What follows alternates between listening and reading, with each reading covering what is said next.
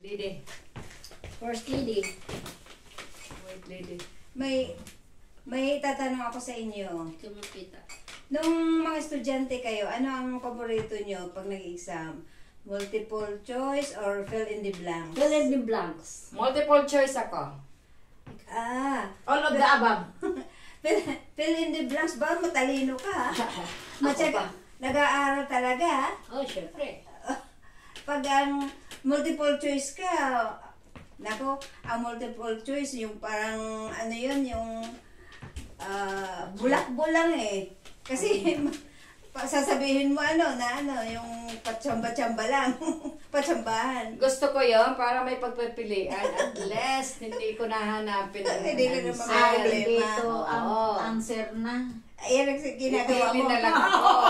Ang ginagawa mo, nasa ang kaya ang answer.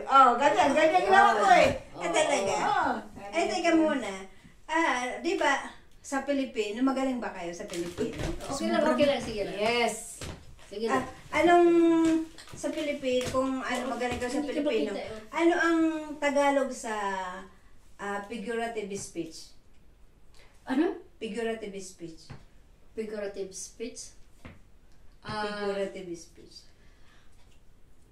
Yung teacher ko kasi ng Tagalog absent yun nang sinabi. Ano? Absent kami noon. Hindi ba yung upotay? Ano? Upotay? Opo, tay. Or higatay? Ano ba ang doon? Baka kinakatay. Pinatay.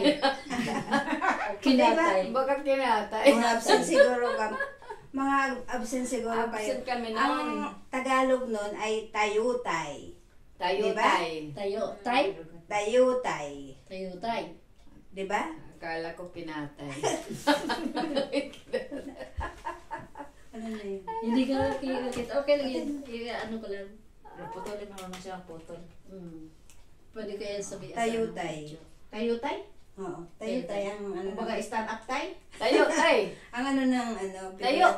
Tagalog ng figurative speech. Figurative speech. Figurative speech. Figurative. Tayutay. Figurative. Hindi upotay. Figure. Taguratoy. Tayo itay. Tayutay.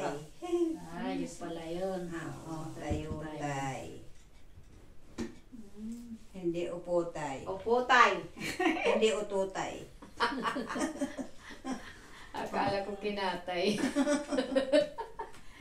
Kinakatay. Pwede mo na ano. Ilan na siya?